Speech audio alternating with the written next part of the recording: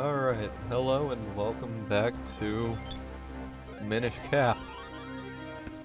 Hey, It has been 2 weeks since 19 we've years. recorded this. Or at least Yeah, commentary, we're, because I've had this in the backlog for a bit here. we're a bit out of we're a bit out of practice here. Oh wait, what are those guys doing? Oh, that's cool. And this Sure. sprite, never mind. Um, They're mining. I had a friend get on to me about that, where it's like, why are you going to compliment Zelda Minish Cap's pixel art with every episode? And I said maybe. So if I remember correctly, this episode, I think we're gonna go head into the second dungeon and hopefully get that done and going. Yep. Or going and then done.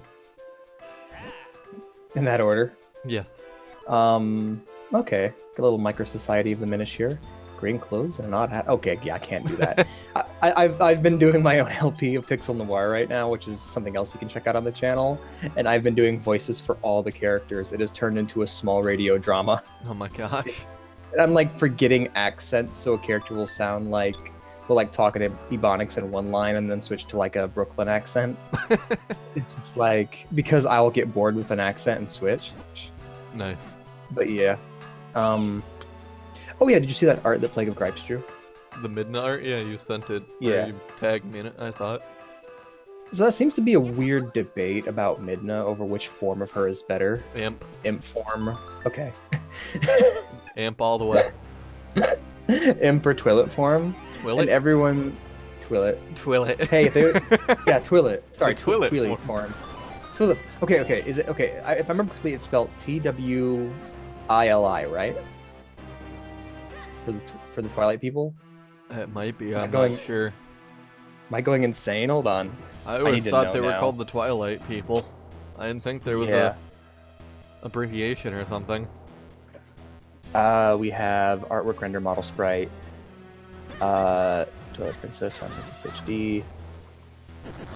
Render model sprite. Oh, there's a sprite of her? Oh, artwork. Jesus. Wow, this is really going well, isn't it?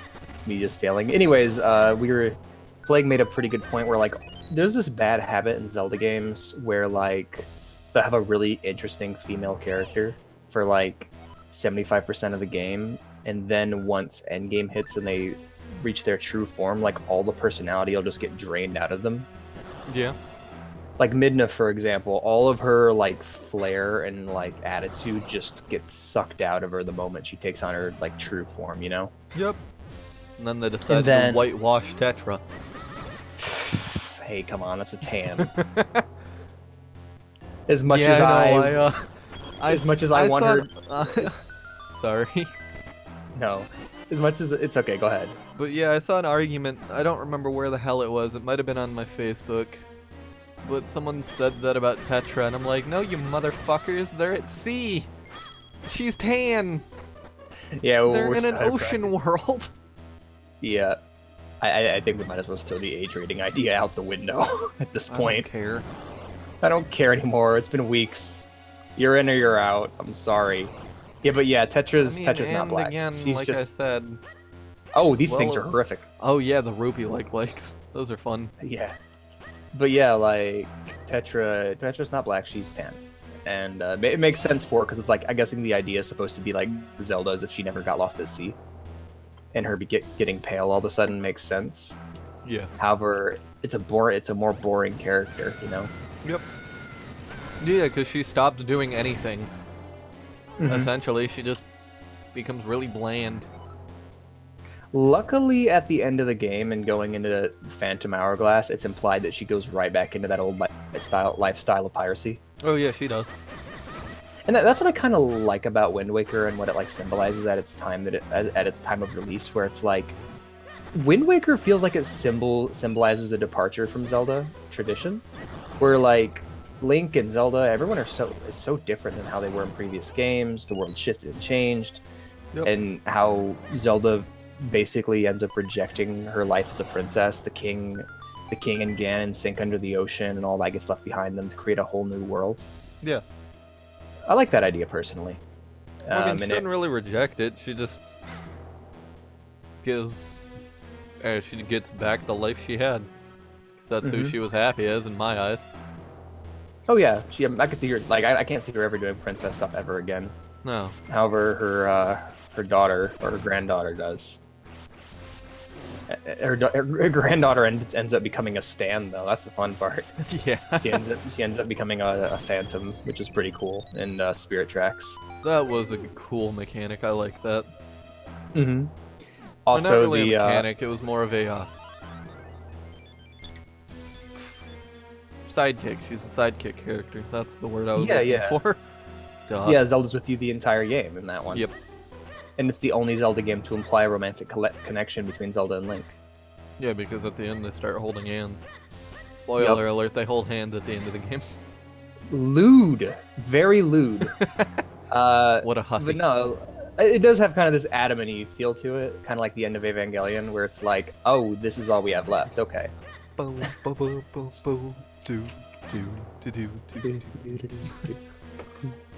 It's fitting that I always get lost in that in the end of Evangelion world on VR chat. But good world.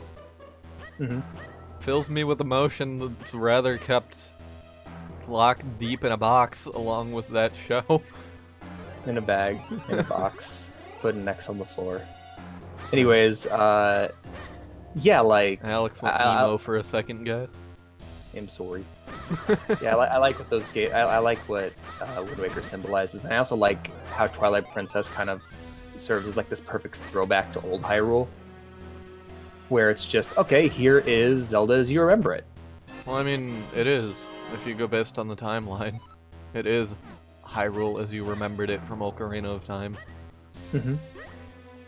Well, just like thinking of like the way that the games worked out, you had your your first game that set the standard, right? You have your Ocarina, followed by your weirdo game in the form of Majora's Mask, followed by a game that does it a little bit different. And because like Wind Waker and Majora's Mask stick out as my favorites because they do things the most differently, you know? Yeah. In that little sub-series of 3D Zelda games. Yep. And then it ends and ties up nicely with Twilight Princess, which is just let's do Ocarina again, but with all the technology of our time. Yep. And then it wraps up quite nicely. And it's funny because if you look at the 2D Zelda games, it does the same thing, in which you have, starting with Link to the Past, you have the basic game that establishes what Zelda is, followed by Link's Awakening, which is the weirdo game, followed by Oracle of Ages and Seasons, which are another two weirdo games. Those games are really good, though. Followed by Minish Cap, which is another weirdo game. There's a lot more weirdo games, I guess. Because, like, Minish Cap...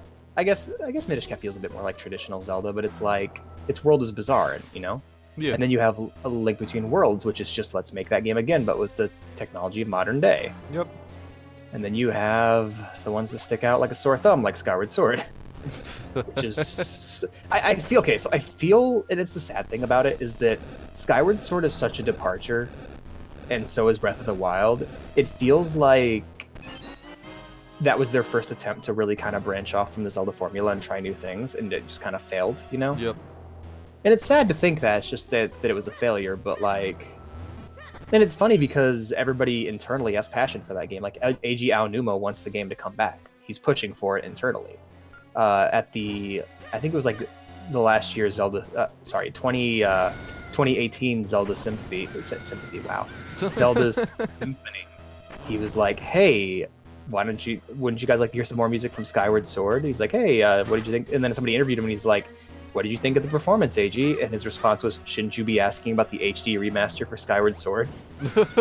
Nice. And I'm just, he wants it to, like, he wants to give that game another shot, and he wants it to succeed this time. Well, I mean, the game's fine and all, it's just the motion controls. That's the only problem. Like, I can get behind the story and what it sets up for the rest of the series. It's just the fucking controls. And the fact that it's damn near unplayable on PC. You actually need the Wii Motion Plus. You can't set it up through Dolphin. I've tried multiple times. That's a shame. And that's a real shame, because like the Joy-Cons are way better than the Wii Remote and Nunchuck. Yep. Like, if that game were to release nowadays, with some tweaks, of course, to make the sword play a bit looser. Yeah. Because what it does, what Twilight Princess does is basically you swing the sword and it immediately locks you into an animation, you know? Whereas Skyward Sword is you swing the nut. It gives the illusion of like, okay, you have free movement. But whenever you swing it, Link swings the sword the same way every time. That locks him into an animation. It's not one-to-one, you know? Yep. So if it was like willing to go that far, similar like the Wii to the Wii sword fighting in Resort, that was awesome. That's really cool that just happened there. Anyways, just I like the playing with perspective in these kind of games. Oh yeah. But if they were willing to go fully freeform with it in like a modern release, I think Skyward Sword would do a lot better. Sure, it's linear and stuff, but like if those motion controls worked, that game would have been fantastic. Yep. And they worked for some people, so for some people, it's their favorite Zelda game. But Breath of the Wild kind of ate its lunch. And now they're making a game known in development quite simply as the Breath of the Wild sequel. Oh my gosh, So that's funny. I don't know how they're going to structure this new series. Wouldn't it be crazy if it was just Zelda 1, Zelda 2, Zelda 3? Like they were just direct follow-ups to one another with like different villains and stuff in the same world. That'd be cool. Like Yakuza style. It'd be weird for like- Zelda, because that's never happened before. Right. Because like even Majora's Mask is set in a new world, but like seeing like Hyrule regrow and develop slowly over time, you know? Yeah. That'd be really cool. I was trying to figure out how to do this better, but I got sick of their shit, so I said, fuck it, bomb. Yeah, I think the only game I know that actually does that is Kamurocho from the Yakuza series, Yeah. in which it's the same basic layout with like small additions over time. Yep. And like imagine if Elder Scrolls did that. Like instead of Daggerfall, we got Arena 2. Well, actually, now that I think about it, Daggerfall does include all those provinces. Like instead of Morrowind, we got Daggerfall 2. Wait, does it? An arena? No. Okay. Arena's set up that you can basically go anywhere in the world, but it's just the same. It does have the provinces and stuff, yes, but like the towns are set up where it's Differently? every town is basically the same for the most part. Yeah. Because of the limitations at the time. I think Saints Row does that with Saints Row 3 and 4, where it's Steelport, Yeah. where they have just that town but slightly better. Yep. It's a cool concept in terms of an iterative sequel. What other games do that? He's never having any fun on these things. They scare the hell out of him. Poor kid. Oh well, I get over it. I don't think any Final Fantasy games do that. No. Because no Final Fantasy Fallout, game. Fallout 1 and 2. That's true, yeah. Fallout 2 is set in the same world as Fallout 1. Well, same area as Fallout 1. It's just years later, so it's expanded. grown and changed. Yep. Yep. Liberty And City then and Fallout New Vegas. Yep. Well, no, New Vegas is set in Nevada. Yeah, And yeah. It's 1 and implied 2, that- I think, are in California. It's implied that the NCR took that over. Yeah. Or not implied, it's stated outright. Oh, so something funny happened in the when I was recording Fallout 3. There was a computer terminal, and one of the hacking options was Tandy. Oh, really? Yeah. I was like, oh, that's funny. I like it. Why would Tandy be on the East Coast? Yeah, listen to me. it's Listen, just a listen to me popular ruin it name. for you. Listen to me ruin it for you. I don't know. Why are the Brotherhood on the East Coast? So, well, we know the real reason. Because the Brotherhood's cool, and Bethesda wanted him in the game. Yep. Let's save it for the Fallout LP, though. Oh god, I love it how his little face turns red. Poor guy. Oh man, Well, Link's it's the a heavy best. little statue. Or I love like pillar. I don't know. I'm trying to think what Link is my favorite because like Wind Waker Link's close, but I think it's a tie between like that and Breath of the Wild Link because they both have so much personality. Oh yeah. Then again, Breath of the Wild Link's default animation when talking to somebody is, well, it ain't gonna suck itself. God, I love just how everything moves in this game. It's so Very nice. smooth and fluid. Very smooth.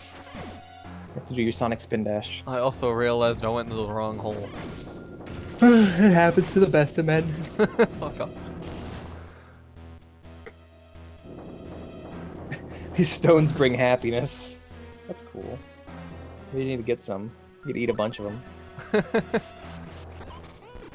So it's the stones that do it, eh? Okay. I need to get some more of them in my life. A box with 3 stones in them. Not 1, I'm sorry, 4 stones in them. Not 2, but 3, but 4. 4 stones. What am I supposed to do with an empty case? What the fuck are you talking about? Fifth Element. Oh, yeah. Yep, Where he says you're empty right. case is the best to me. I watched that movie again recently. It's still It's fantastic. a great movie.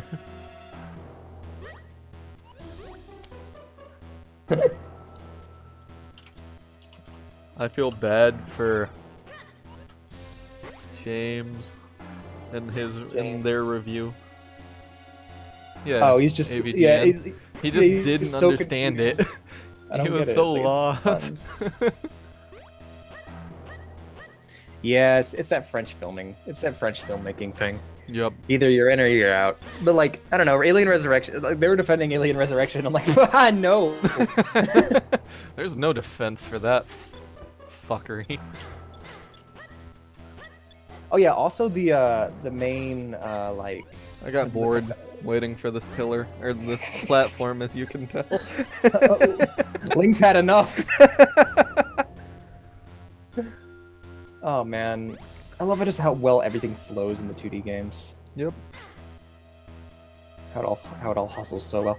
But yeah, like I was gonna say something about the little like the main like enemy force in Fifth Element. They remind me a lot of the orcs from 40K in design, except they're just gray and not green.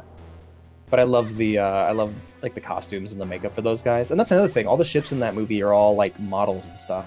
Yep. This is back before CG was much more affordable than practical.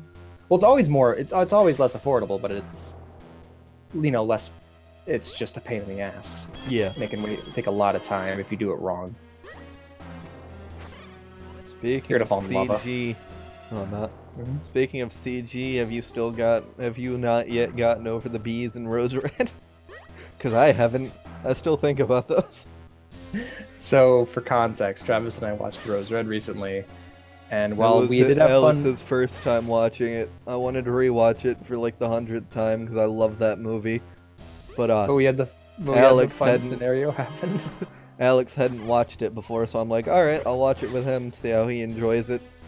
And it has like bad sci-fi CG, so there's a moment where a character's getting attacked by bees, but the bees are so obviously CG It's that amazing. it's like laughable. And you just hear me go, "Oh no!" and, like burst out laughing when I see the bad CG bees. And this dungeon really hates you. I was just playing kind of sloppily. I wanted to get it done.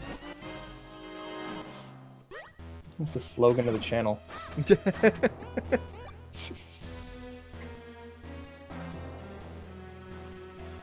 I don't know. Oh, I think my controller died there. That's what happened. Yep. That won't be a problem anymore because I ended up getting a new charging cable. So it shouldn't disconnect. Because I know I that see. was happening to me with when I did my initial playthrough of Fallout 3. To replay Oh, yeah, it, the wait, 100-hour you're playing one. You're playing that on controller? Yeah. Huh. Because Okay. PC utterly destroyed my wrists, so I can't play with mouse and Mouse keyboard anymore? for very long. I'll show you some next time I come over. I'll show you some wrist exercises you can do. Yeah. You don't have to do them all the time. Just do them regularly for like a week when you do this kind of stuff, and it'll get better. Because Yeah. I got really into Overwatch for a while, and that was the game that made me go, nope, nope, nope. Yeah. My wrists are dying. Because like I played Lucio, which there's a lot of snapping, a lot of like having to do complex stuff with the mouse and keyboard. Yeah. A lot of kind of like pulling your mouse to the right to take your burst shot and like pepper it across the row of enemies. But basically, it just tore my wrist stuff. And I ended up like getting really into that game at launch, and I remember having to look up a video on like wrist exercises and hand exercises so I don't destroy my wrists. Also, I work a job where you have to clean tiny little plastic and metal parts, so my hands are going to die one day.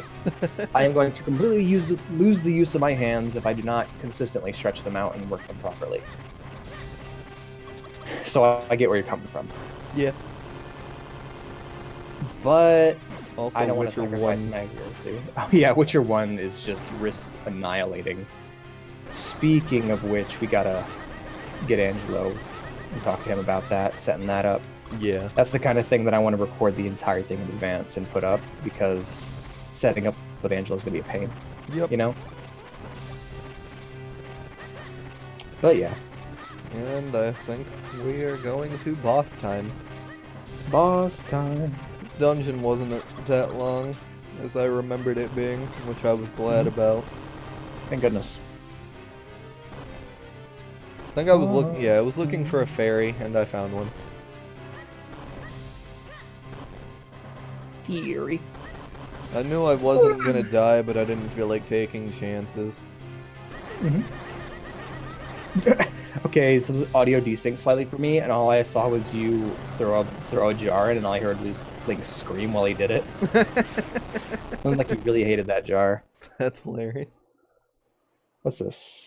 Boss. Well, that's less interesting than the first boss, but that's still cool.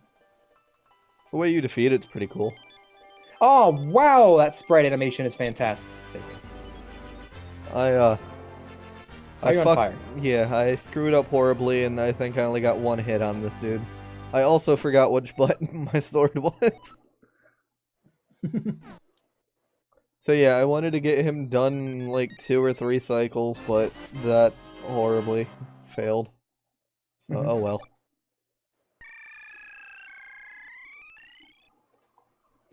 Man, everything about this just feels like peak 2D Zelda. Like everything's so fast and fluid, and it feels like a mastery of that kind of style of game, you know? I mean, it kind of is. Yeah. There hasn't Also, been a great 2D Zelda game like this since this. So something we could talk about is Link's Awakening and the remaster for it. I was recently listening to a podcast, and one of the things they brought up is like the backlash to the art style, be it small or whatever. I know you don't like the new art style, right? For what? Link Between Worlds? No, Link's Awakening, the remaster. Oh, well, I'd need to actually play it. Yeah, but that was the one thing I that I don't remember really- taking away from it, is that like the toy art style, you know, Yeah. where they look like little plastic toys. And that's nice, but and I remember like people were talking about it and like dismissing people who didn't like the art style as like, oh, you're just the Wind Waker people all over again. But it's like, no, in this case, the problem why I didn't like the art style is you like right before showing me that, you showed me a completely contrasting art style that looked 100 times better. Yeah. Do you recall what it was? No, I don't. It was the anime of like the fully animated Link on a boat. Oh, yeah. And it reminds me of that. like how I feel about the Dragon Quest movie, where it's like I look at that and I go, did you miss the point? What are you doing? Why are you doing realistic CG? You have this Dragon Ball looking thing. Why don't you have Toei and Akira Toriyama do the animation for it? Yeah. Like, I don't understand. Yep.